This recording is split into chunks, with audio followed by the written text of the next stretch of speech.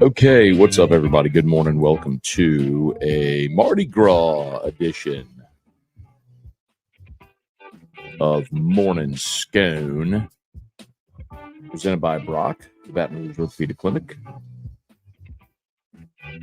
Hudco Roofing, HudcoRoofing.com, Restored Motions, RestoredMotions.com, and ProCharge EV, ProChargeEV.com. I'm going to remind y'all again, if you had hail damage as a result of the storm on Sunday, or think you might have had hail, high wind, heavy rain, which a lot of us had.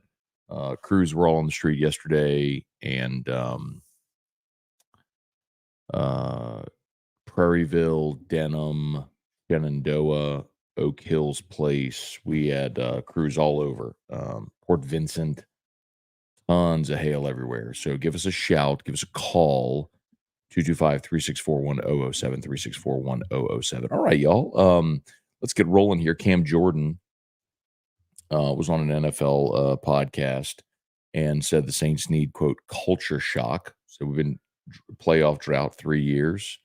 Maybe what we need is culture shock. It's the thing I've been calling for quite some time now. And it's what Sean Payton came in and did immediately in 2006 when he ran out guys like Dante Stallworth and Wayne Gandy and brought in guys that were cohesive locker room guys. He brought in Scott Shanley, he brought in Scott Fujita, Mark Simoneau. They, of course, brought in Drew Brees. You had the great draft class in 2006, Marcus Colston, Zach Strief, guys that were, guys that were totally bought in to the culture of what Sean Payton was trying to build in New Orleans, and it worked. That was the cornerstone of a Super Bowl team. And then after some success and Bounty Gate happened and everything, and that culture kind of eroded, you saw what they did in 2014. They ran out Junior Galette a year after Payne, and they ran out Kenny Stills, who was a fifth-round pick, who was a major hit, was a starter for you, was a fifth-round pick. They traded Jimmy Graham. A couple years later, they traded Brandon Cooks, who was a first-round pick. It was after he tweeted, the whole quiet mouths don't get fed. I think the Saints need culture shock, man. I think they do. So I agree with Cam. Been saying that for a long time. Glad Cam Jordan finally said it. Cam Jordan says it holds way more weight than when Matt Moscona says it. So, in any event.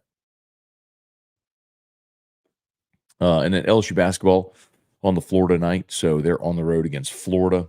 Hopefully Tigers can pull one off here, man. More likely that it would happen at home than on the road. But, we saw Texas A&M beat Tennessee. And, LSU beat Texas A&M once and darn near beat them twice. And LSU, didn't have a lot of success against Tennessee. But,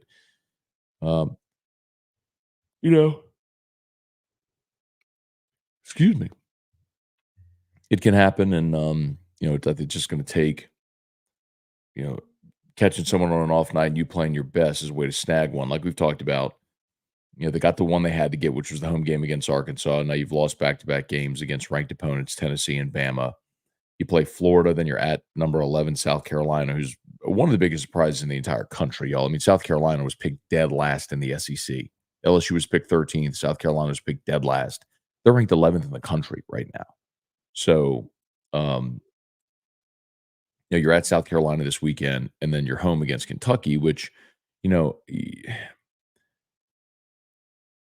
Kentucky certainly had their struggles. They don't play a look of defense. They lost their third straight home game this past weekend against Gonzaga. So you got a shot, man. You could find a way to win one of these next three, and then your home stretch is manageable. You could win any of those 5 games. You can win any of those last 5.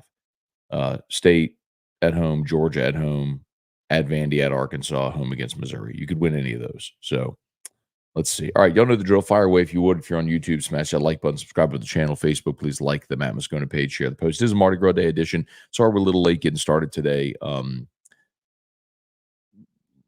Long story short is my computer was due for an update, and I did. It took about half an hour to update, so would have been here earlier. Anyway, all right, let's say some good mornings here. Barry Jocelyn, don't forget tomorrow's Valentine's Day. Speaking of which, Matt, do you and E-Rock have plans?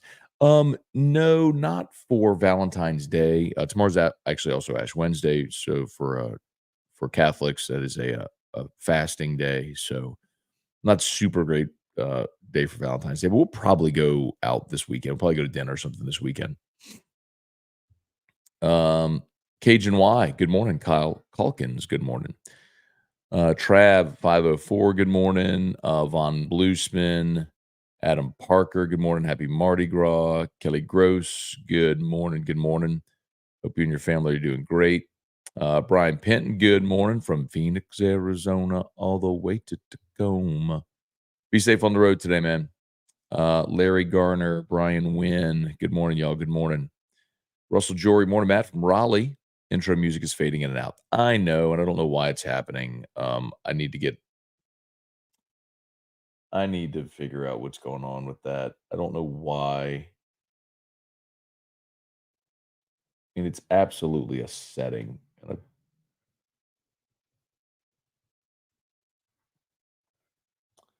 It's a setting, and I don't know why. Anyway, um, James McKinney, good morning. Strong side, good morning. Happy Mardi Gras. Cliff Nelson, good morning. Morning, Uncle Scone. Team Drew.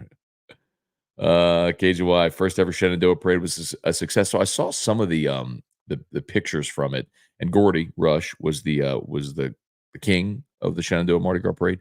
So that was cool. And I grew up in Shenandoah. So we grew up on when we moved to Baton Rouge. I lived on uh, Mobile 5003 Mobile Drive was our address. And then later we moved around. We moved on to Housatoo, like back in '93. We moved to Housatoo. I mean, that was the sticks in '93. It was nothing but cow pastures and hunting land and farmland and all kind of stuff, and then our house. Um, but and then we ended up moving to Old Jefferson, right across the street from MBS, and then we moved back into Shenandoah on Confederate. So if you turn off a Tiger Bend on a Confederate, we were the sixth house on the left, and we lived there for uh, golly, my parents ended up being there. I mean, we all went through high school when we were there. My parents lived there until '06. So my parents were there in a Confederate house probably for 10 years until they moved, till we were all gone, empty nesters, and um, they moved out to Prairieville, and they moved like 2 times since. We moved a lot. We moved a lot. Uh, Bubba Smith, good morning. Rex, good morning. Brad David, do you think Tony Romo is good on TV? Yeah, I think he's good. I mean, you can always get better. I think the thing about Tony is whenever he first started, when he first started broadcasting, 1 year out from playing, he knew, like, he had done so much game film and study. He knew all the players, he knew the coaches, he knew formations and game plans and all kinds of tendencies. So he got really good. Like, he wowed everybody at his ability to predict plays that were coming. But I think, and so that, but the further removed he gets from the game, um, I think that wanes a little. But I think he'll continue to improve as a broadcaster, which is good. But yeah, I think he's good. Absolutely. Michael Cook, good morning. Lewis Malhoit, morning, Matt. Did the Saints marry themselves to DA for another 2 years by hiring Kubiak? Give 2 years for the complete changeover. I don't think so, Lewis. Quite honestly, um, if they miss the playoffs again, and that's 3 years of Dennis Allen and 3 years without going to the playoffs, um, I think he's gone. And I hope he's gone. So, no, I don't think you make that change, thinking, "All right, well, it buys you 2 years because you got a new offensive coordinator." I mean, look at what just happened in Washington, right? Ron Rivera brought in, Eric Bieniemy from Kansas City. So you had Bieniemy, this, very highly thought of offensive guy, and he goes over to Washington. He's there for 1 year, and Rivera gets fired, and the whole staff's let go. So No, I mean, I don't think it's a thing where you've saddled yourself with Dennis Allen longer. I think it's, "Hey, this is your shot to try to get this thing right and get this thing going in the right direction." Lance Richard, culture shock, won't happen until DA is gone. The Jameis play at the end of the year told us all we need to know about the culture shock. And I think that works both ways too, Lance. Like, not only, you know,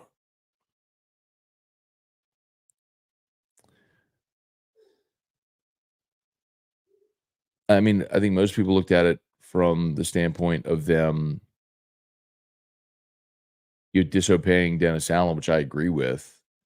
I mean, of course they did. Um, but one of the things Cam also said in that quote was, he said, "I loved our locker room this year." And that's kind of the problem, right? Like, you can love your teammates and the vibe in the locker room, but that's because the coaches have created a really familial atmosphere, which, I mean, yeah, you want to be a family, but sometimes, parents have to discipline their kids. And it sure doesn't feel like Dennis Allen's capable of disciplining this team. And that's the problem. They may love him. It's like, dude, I saw this yesterday. Did y'all see UCLA? So UCLA hired Deshaun Foster and to be their head coach. And whenever the AD is like announcing the new coach, Deshaun Foster walks in, all the players go nuts and they mob him. It reminded me exactly of when, go find the video of when Missouri hired Barry Odom. Barry Odom was the DC when Gary Pinkel retired. They did the same thing. Um, the AD goes into the team meeting, announces the head coach. Barry Odom walks in, all the players go nuts and mob him. Well, Barry Odom got fired in like 2 years because he stunk.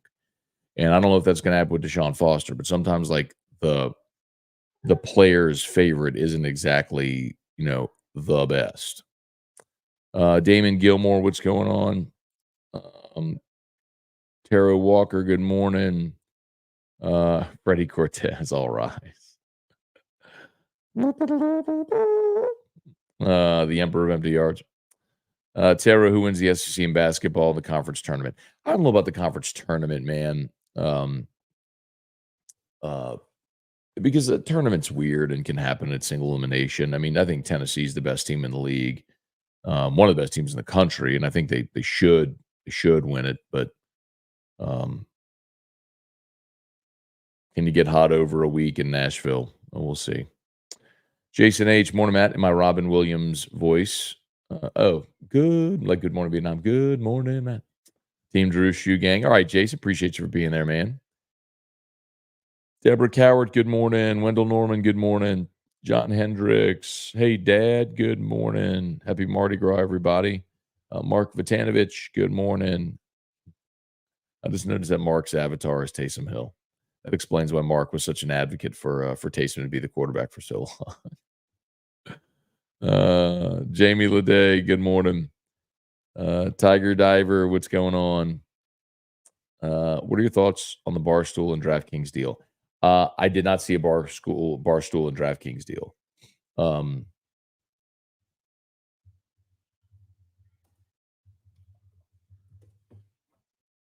let's see. Barstool DraftKings deal launches minutes after Super Bowl ends. Okay, so the Barstool is endorsing DraftKings. That's a smart thing. I mean, I know,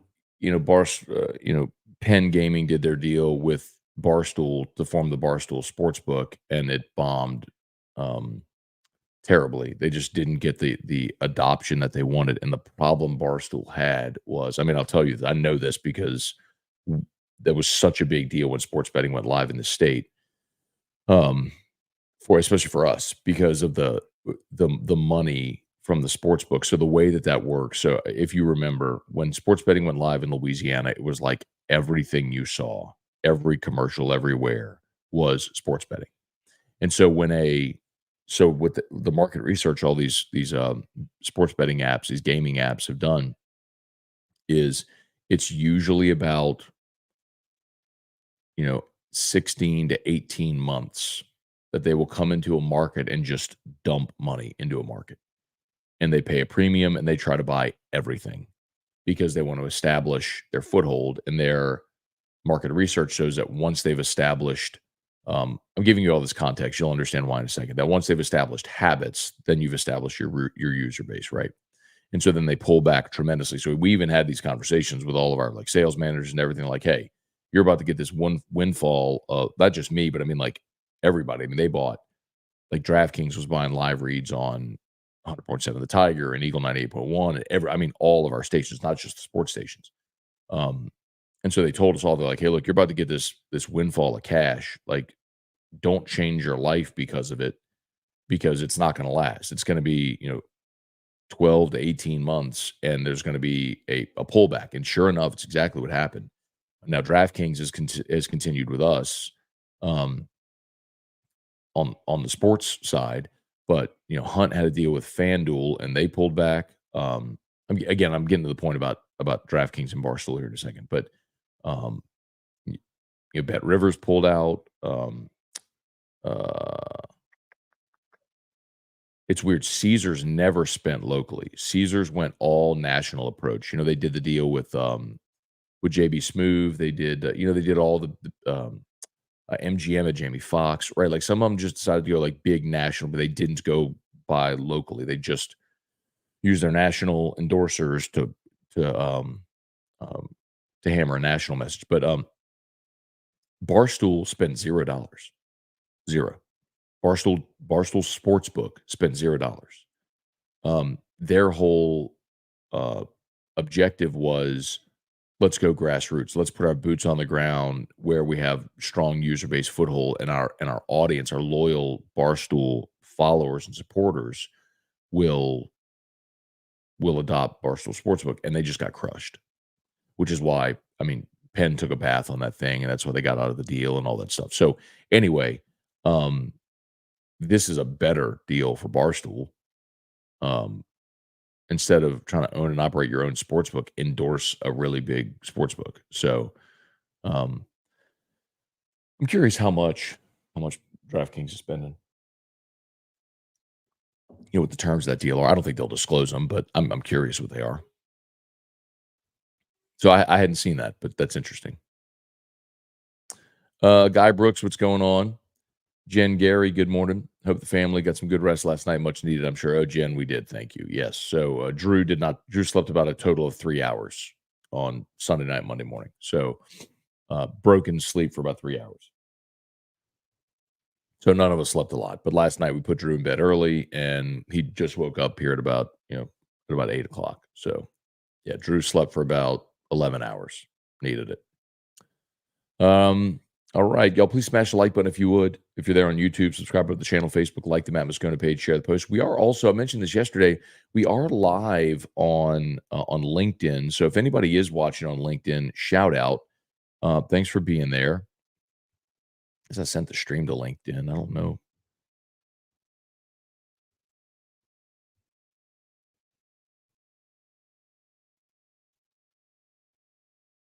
It's weird. It doesn't say live, or does this just link through? Oh no, it's there. See, we're live on LinkedIn too. It's cool. One person, whoever the one person is watching on LinkedIn, thank you. Appreciate you for being there. We do this every day for 2,100. Today was episode 2201, 2,201st episode of the show. Appreciate y'all for being there. Brett Gidry, happy Mardi Gras. Are there companies that bid on commercials just in case the Super Bowl goes into overtime? Seems like the commercials are set, but overtime isn't guaranteed. That's a good question. I don't think it's a bid process. And they are guaranteed so many minutes of spots, but then you can bonus spots at a certain guaranteed impression rate, which is how that works on the price. So as far as like, is it a, what did you say, like bid? I don't know if it's a bid like that. Um,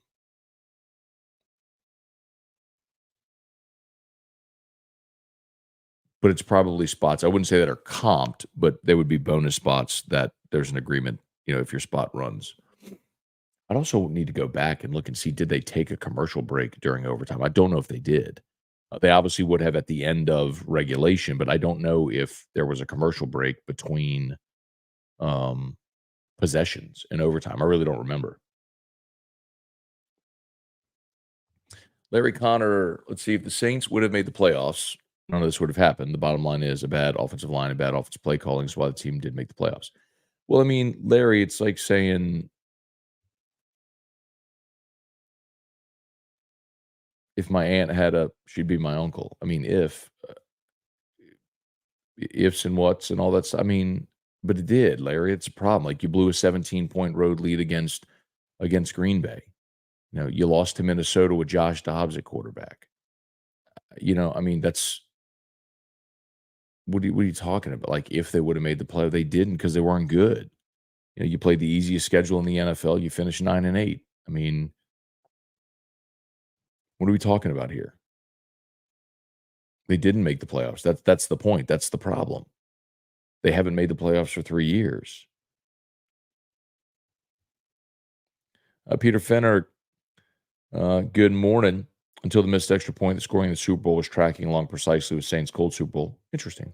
Oh, by the way, I got to tell you all this. This is wild. So last night, um, I get a text from Jamie Seeger, shout out over at Catholic High, and he's like, "Hey," well, he said to me, he said, "Hey, Matt, did you get the football board from the first pitch banquet?" So I'm like, huh. So a few weeks back, I emceed the Catholic High Baseball first pitch banquet. It was at LSU in the South Stadium Club. Awesome event. Some of y'all might have seen, I posted the Instagram story. I mean, 400 people, South Stadium Club was incredible. I mean, for high school baseball first pitch banquet, it was amazing, amazing event. I was thrilled to be there. I mean, y'all know I love Catholic and I'll do anything for them and, whatever they ask. Um, but one of the fundraisers, so it's a fundraiser for the baseball team too. So they have live auction items and silent auction items. They had a football board as well for the Super Bowl, and so I bought a square, $50. Bought a square, and my numbers. I completely forgotten about this, by the way. I mean, I knew I'd bought a square. I just didn't think anything of it.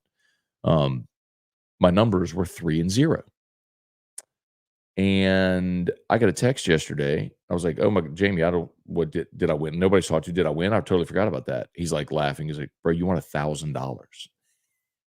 So it was $500 per quarter, and I had 3-0. So at the end of the second quarter, it was 10-3, and at the end of the third quarter, it was 13-10. So my 3-0 hit twice at 500 per. So I got $1,000 off the football board. Oh man, that was a very very pleasant surprise last night. I was like, there, that now I could pay uh, for Valentine's for Erica. Um, or as she expects it to be like Christmas again. No, I'm not going to buy her $1,000 worth of stuff. But anyway, that was a very pleasant surprise last night. It's like when you find cash in your jacket pocket, a lot of cash. Let's see, Trav 504. If this is Michael Thomas's last year, what's taking so long for the release? Well, they'll probably designate him a post June 1 release if they're going to do that. They might try to trade him. I don't know if that's going to be possible. But it's got to be post June 1 for it to financially make sense. So they could designate him as a post June 1 release. Jay Borden, good morning. Wayne Blanchard, good morning. Jerry G, good morning, y'all. Manny Troncoso, what up? Dale Broussard said Trey Holly update.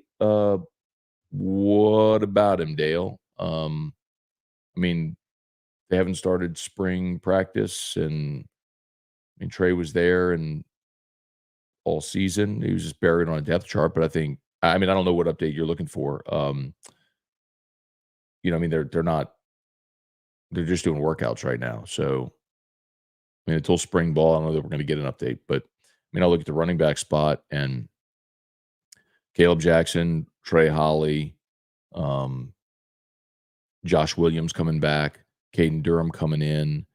I think got 4 good scholarship running backs there. I think Trey Holly is one of them. Will play a good bit. It's like a shadow, but I don't know if y'all could tell. My eyebrow looks like it looks like a wave right there. That one looks straight. That one looks like a wave. You see, maybe it's just a shadow. It's so weird looking. It goes like down and up. I can't stop looking at that. I'm like, wait, that's got to be a shadow. My brow isn't wavy like that. Maybe this is a shadow on top of it. Anyway, Um, let's see. Glenn Laurie, morning, Matt. What is the alignment for the SEC football with Texas, Oklahoma? So there's no divisions anymore. Um, so this is the first year they're dropping divisions. There is no East and West. The top two teams, record wise, at the end of the regular season, go to Atlanta for the SEC championship game. So no divisions. And this 8-game schedule was a one off. So they haven't set permanent rotations or anything. They did this as a stopgap for 2024 until they could agree on a long term schedule. Well, they're not going to agree on a long term schedule until unless and until their TV partner ESPN ponies up, because they're not going to go to, if they go to a 9-game league schedule, you're adding a whole nother weekend of conference games, and that's conference inventory for your network partners, and the SEC wants to be compensated for it. So unless and until ESPN steps up and says, okay, we'll pay you more than we'd agreed upon because we're getting this extra SEC inventory, the SEC isn't going to agree to play more conference games. I mean, they're going to say, well, why? Because in so doing, you're guaranteeing half of your league another loss. If you go to 9 conference games, you're guaranteeing half of your league another loss. So, um, how does that affect uh, playoff standing? How does that affect payouts and all that sort of stuff? So, unless if they make it financially worthwhile, they're not going to do it. All right. Thank you, Cliff. Smash that like button, y'all, if you would. If you're on YouTube, smash that like button. Subscribe to the channel. Oh, by the way, tonight is the S&P Rare Whiskey Raffle, S&P on Nicholson, benefiting St. Lillian Academy and Baton Rouge Ancient Athletes. So we were pushing, I'll tell y'all, and uh, very kind. They're splitting the funds raised between St. Lillian and Baton Rouge Ancient Athletes. And our big push this year, last year, I think they raised 13,000, which they split between the two. This year, we're pushing for 20. And yesterday, yesterday morning, we were approaching 16K. And I don't know what we did the rest of the day. We're going to soar past it. So ticket sales end today at 2:00 in store only. So the online ticket sales are done, but you can buy tickets in store only today at S&P on Nicholson, so directly across from Tigerland. And then we'll do the raffle tonight at Fred's in Tigerland at 6:30. So I'll get off AFR. I'll shoot straight over to Fred's, get the equipment set up and everything, and we'll do the raffle at 6:30 ish. So hope to see all y'all there or on the stream if you can. Rocky Killian, good morning. David Bass, good morning. I wonder how bad the Bama OC leaving will affect the next portal window and how LSU could benefit from it. So I don't know. I don't know if we'd expect any more Bama players to leave. I would expect the opposite, David. I would think. Sorry, put that in there. I would expect the opposite, right? I would expect Bama, having lost 33 players via the portal, they're going to be signing more players. So as I mentioned, Bama's not going to go into the season with like 40 scholarship players. So really the impetus for them now is going to be going and finding players in the portal to bring in. So I think that's going to be more of the storyline post spring, is Bama adding transfers. Trivia Carter, good morning. Jerry G, Saints objectives from me. NFC South, number 1 seed playoffs, host as an NFC team, win Super Bowl 59 in NOLA. Call me crazy, but I'm calling it. Yes, Jerry, you are crazy. And that's the kind of thing, Jerry, that motivates me to say, you want to bet? Because I don't like anybody can casually throw out anything like that with no threat of consequence. So if you honestly believe that, then bet me something. Bet me anything. I don't care. Bet me something. Because I'm guessing, Jerry, you're not going to be willing to put anything of significance on that prediction because you know how foolish it is. Dennis Allen is not bringing the Saints to a Super Bowl. Derek Carr is not bringing the Saints to a Super Bowl. This roster is not good. And Vegas put out their Super Bowl odds for next year, and the Saints are 25th in Super Bowl odds. So, no, the Saints are not going to the Super Bowl next year. I don't even think they're going to the playoffs next year. But if you feel that strongly, Jerry, bet me. Name the terms. You know I'm in. Brian Wynn, Matt, you may have touched on it already. Is it too soon to proclaim Kansas City a dynasty? Do we need time to pass for perspective? I mean, look, you win 3 titles in 5 years, you're a dynasty. Um, yes. That's Cowboys in the '90s, won 3 in 5 years. Um, Niners, Steelers of the '70s. I mean, yeah, you're a dynasty. Uh, Glenn Laurie, Todd G. Graffinini is great on the Pelicans broadcast. He is, man.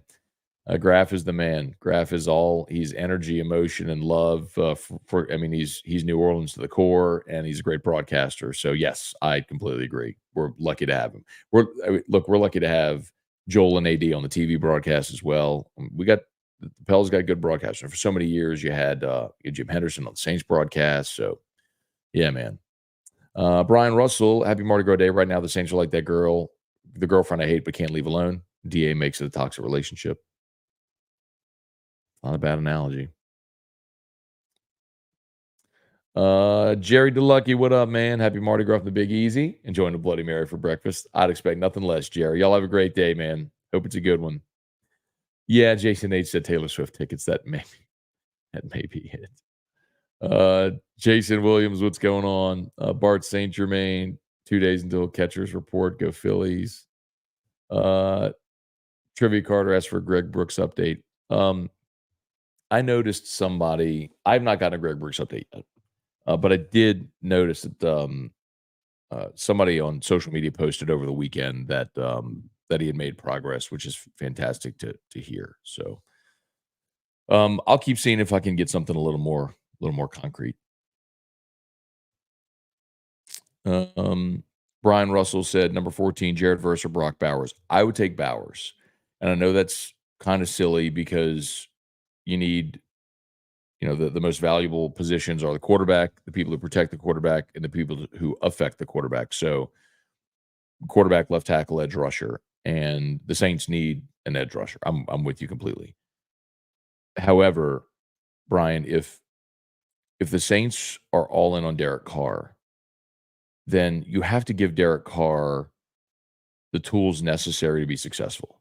As much as I think that's foolish, because I don't think he's ever doing anything of significance. But um, I think if you're if you're the Saints, you've gotten him a new OC.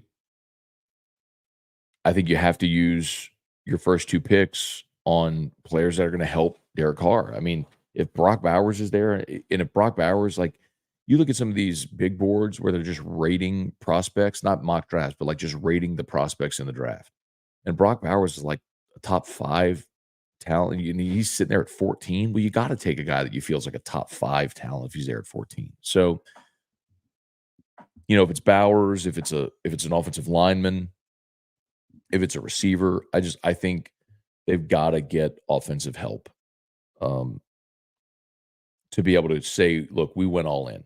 We got the new OC, we got the new quarterbacks coach, we got you, a top 15 pick to help on the offensive side of the ball." Whatever they're gonna do in free agency as well, I think will dictate some of that, so, um Oh,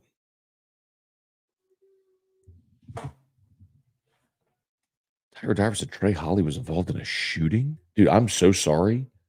Like,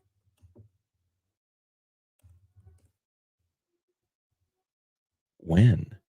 Dude, I missed that completely. It's not I just Googled his name, it doesn't come out.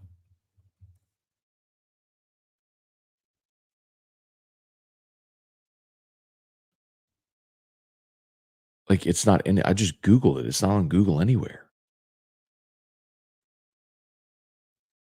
I'm sorry, like, wouldn't an LSU football player being shot I'm sorry, y'all, like, I Googled it, and it's not anywhere, and I haven't had anybody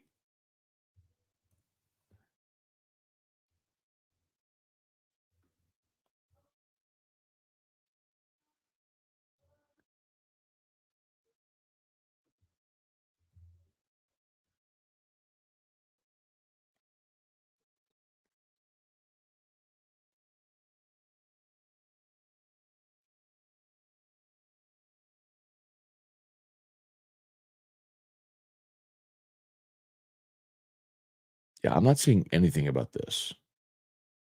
That's look, man, I look,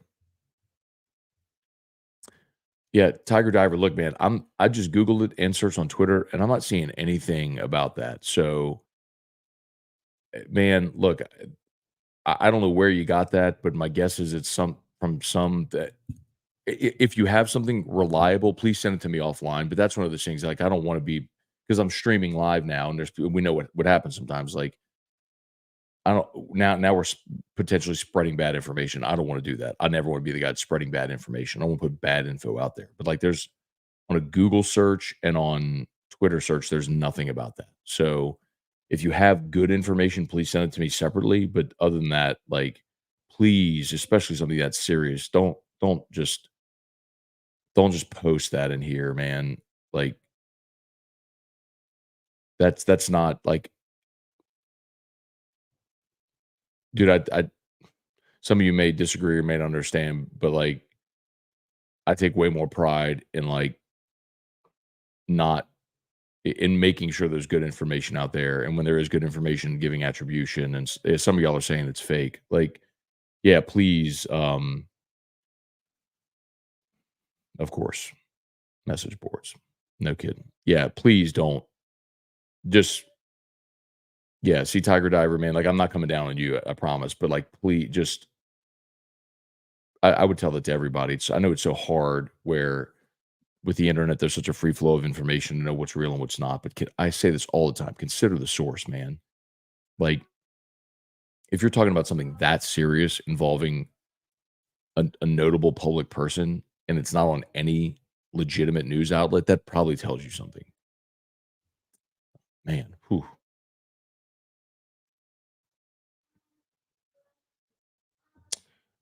Charles Como, good morning. Joseph Baggert, good morning.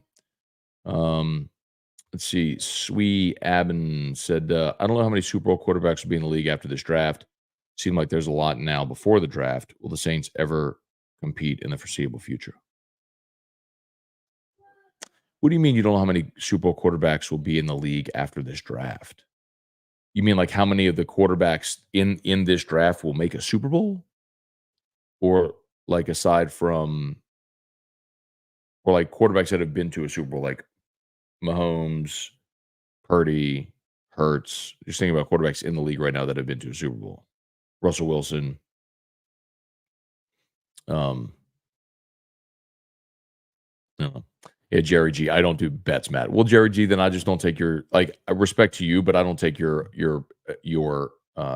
prediction seriously at all. Like I that's like saying, "Oh, I think I'm going to fly to the moon tomorrow," with no basis of anything. So I, with respect, Jerry, I don't care that you're calling the Saints going to the Super Bowl next year because it's outlandish. It's a ridiculous prediction. You know that, and you're a fan, and that's great. And you can want your team to be great, and I want you to be right.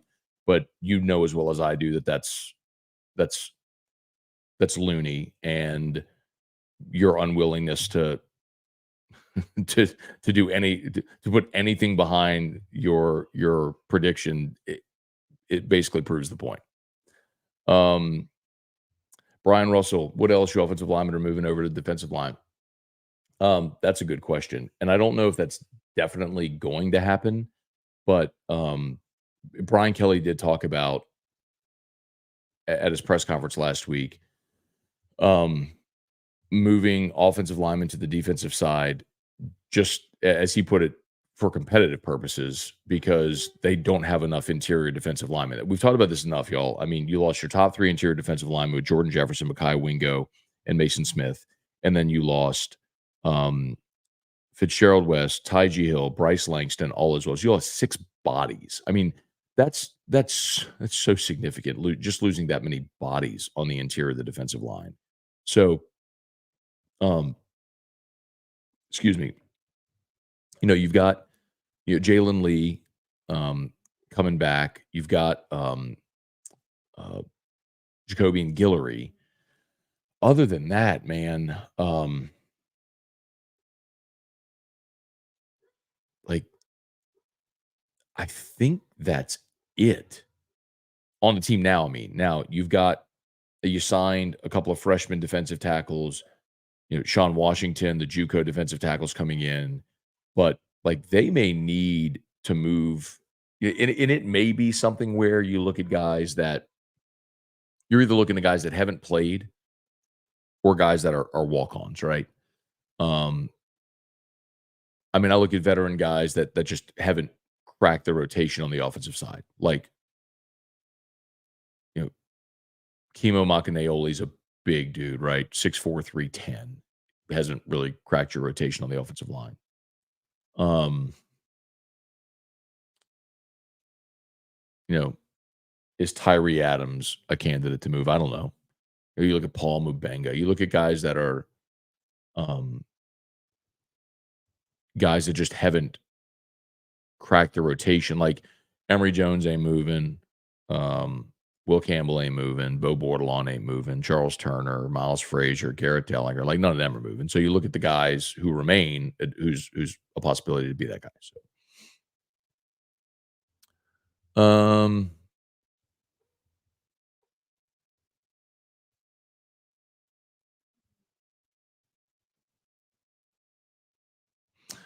Brian Russell said, "I always believe in that three source rule."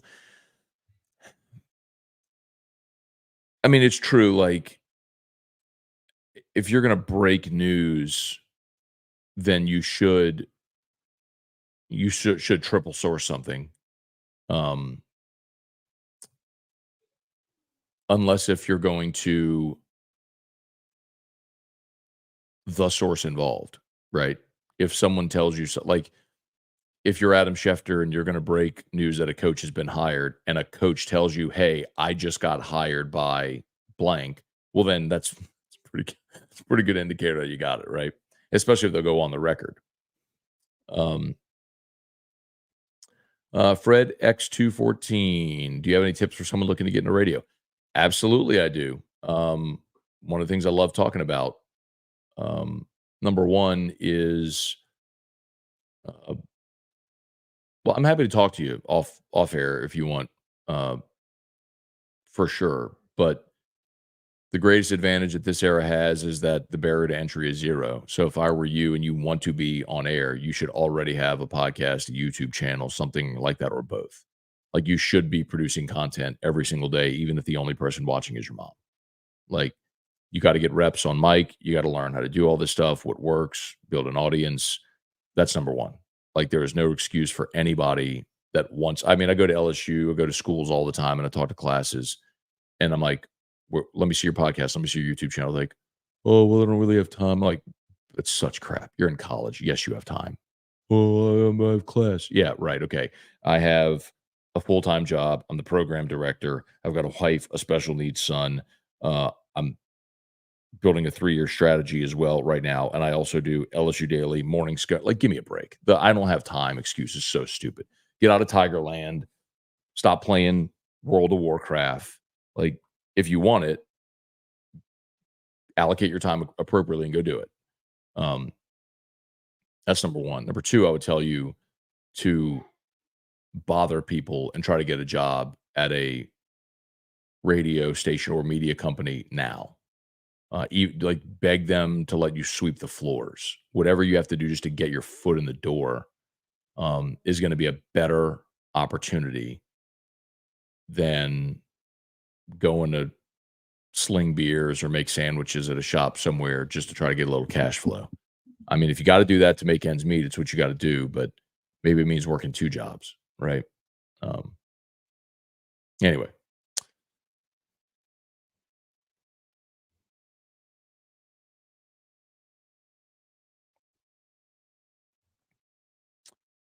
all right. Um, but if you want more info, let me know. Callie Alexander, good morning from Cabo. Sweet. There are playoff quarterbacks now and in the draft this year that will be in the playoffs competing for Super Bowl. Derek Carr is not one of them. I wonder how long it will be before the Saints are a good team. Gotcha. Okay. Um, look, I think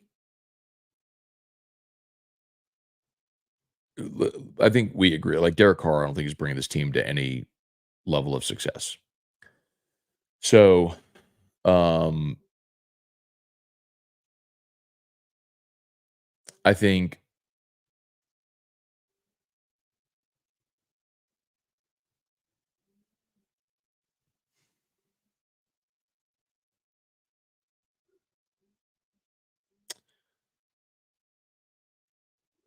I mean, I hate to say it this way, but it's just like I don't see a path in the way the Saints are currently constructed to to win, to win a championship. So, you're probably gonna have to be bad again before you can get good because you're gonna have to miss the playoffs, fire Dennis Allen, hire the right coach, draft well, and find the right quarterback. In whatever order that needs to happen, that's what needs to happen. Um, let's see. Edward O, Nuss bus driver. Savion Jones has to move to DT. Shan can play there as well. Plenty good edge players. I think Jackson Howard steps up. Him and Swinson on the edges. So I don't know if Savion Jones moves inside, but Shand did play inside and out. I remember talking to Coach Pete Jenkins, and he said the two guys that really saved him this year were Jordan Jefferson and Paris Shand. Um, Shan was really versatile, and you're right. He can play inside and out. I don't know about Savion that he goes inside and out. I think a big part of that's going to be what does Blake Baker want to do? Um, what type of fronts does Blake Baker want? Because if he's going to stick with where you have the big end, the left end, and the jack linebacker, then I don't think Savion moves inside. I think Savion Jones is your big end in the way that Ali Gay was. Um, so, um, but I'm telling you that I'm telling you that Bo Davis is going to add, like that LSU is going to add at least one, likely two interior defensive linemen. I'm telling you that's going to happen. So you can clip that if you want. Uh, Trey Holly stuff was posted on that message board. Y'all wonder why I don't read that message board? A lot of people don't believe me. And I think I understand why. Like if you exist your life and you spend so much time in that ecosystem, it's hard to imagine that like you think that's normal. It's hard to imagine anyone doesn't. Um, come look at my search history. Have not gone to that website since 2008. I'll tell you why. I did. I did news radio from '03 to '06 into '07. Um, May of '07 is when I got hired at the Score 1210. And in news radio at the time, early 2000s, 3, 4, 5, there were no message boards. There were some like chat rooms, like in that was the internet was in that phase. There were some like radio chat rooms, but there wasn't anything. And so when I got introduced to that message board in '07, when I went up to Clear Channel at the time, I was working at 1210. I thought it was cool. I was like, "Oh, this is great. You get feedback. You can interact with fans. I mean, just like I'm doing here. I mean, I like to interact with the audience." Um, but it took me not very long to realize there was a lowest common denominator effect there. It was uh, the the type of fan slash person that's spending all day on that message board is not exactly the type of fan or person or audience member that I'm targeting on a daily basis. And then they posted some stuff about my family, and I was like, "Yeah, I'm done with this. This is." And what I have the ability to do that I think a lot of people don't is I can put up a wall, and if you're on the other side of the wall, like, you just do not exist in my reality, and I sleep just fine at night. So that's how I am with that. So that's why I miss that because 2008, is that 16 years? I've not been on that website in 16 years. Hand to Bible, on my life and everything holy, 16 years, have not been on that website. And I don't understand how people do. I mean, I do understand how people do because it's a cesspool and you get sucked into it and it becomes habitual. But break. Got way better things to do in my life. Um, right. Jeff McKiffin. Morning from the Red Pine Lift Line. All right, brother. Y'all be safe out there, man. Irfan Sayad Gamogan. Um, Jonathan, good morning, Matt. What offensive players can you see making the switch to defense? Just kind of talked about that a bit, talking about the defensive linemen. I mean, I think you'd have to look at offensive linemen that aren't currently playing. I don't know what names. I haven't asked Brad Davis or Bo Davis, like what players they're talking about making the switch. It's probably something they need just for bodies in spring. But I'm telling you, like Bo Davis is going to add at least one, if not two, interior defensive linemen before the start of next season. So, and he needs to. All right, one more. Let's see. Edward Haskell. Do you think Brian Kelly spends more time on the offensive side of the ball this year, possibly calling plays? No, I don't think he calls plays, but it is a good question because I mean, whenever and listen, we didn't get practice access after fall camp, but obviously we have people that infiltrate practice. You know what I mean? Anyway, and I was told that when the defense in that first month, when the defense, especially the secondary, was bad, that Kelly was spending all of his time with the secondary.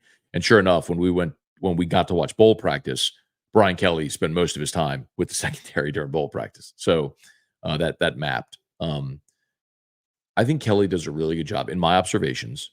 I think Kelly does a really good, and again, like we don't get to watch every minute of every practice, but Kelly has given us a lot of practice access. I think he does a very good job of delegating to his assistant coaches and letting them coach their position. So, I mean, I've seen Brian Kelly walk over and spend time with kickers. We've seen him spend time with the quarterbacks and running backs and receivers, the offensive line, defensive line, the secondary. I mean, he will float at practice. Um, in what I've seen over 2 years. But I really think he does a good job of hiring good staff and trusting his staff to coach their positions. Um,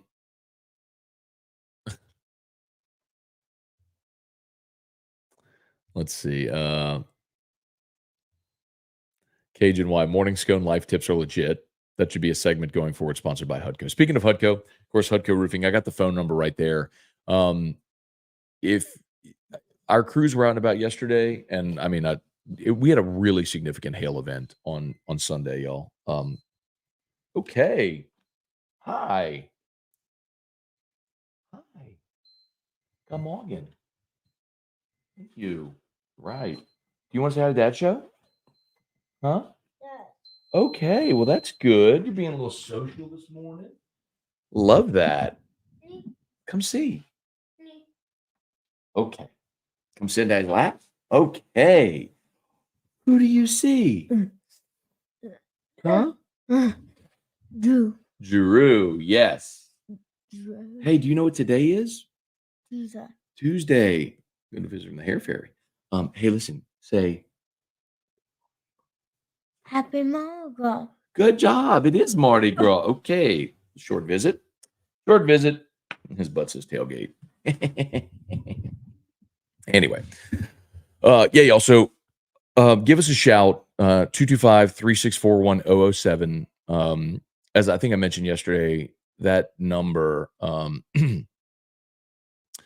that number not only rings our office, but also forwards to like 3 or 4 people's cell phones. So you're going to get somebody. So give us a shout, 225-364-1007. If you're Alexandria below, call 364-1007. We'd love to help you out. We'll give you a free no obligation roofing inspection. And if you need a repair or replacement, we'll work with your insurance adjuster, your insurance company to get your claim approved and get that done. So 225-364-1007. 364-1007. Clayton Knight, can't wait for the raffle later. Awesome. Yeah, thanks again, man. For those who just joined us and missed it today, S&P raffle tonight at 6:30. Ticket sales in store only today until 2 p.m. and that's the cutoff. So they did have online ticket sales, but in store only today. They cut off at 2 p.m. and the raffle will be tonight at 6:30 for S&P, with other proceeds going to both Baton Rouge Ancient Athletes and St. Lillian Academy. So we appreciate my guy KP over at S&P and for stepping up and doing a great thing for St. Lillian, same way that Calandros did, and It's really cool. So we appreciate it. All right, I got to get going here. Let's see. Sweet said if Sean Payton moves up in the draft, gets Jaden Daniels, I'm moving to Denver and buying reefer. Okay. Hey, Dad, Clayton Knight. Um, let's see.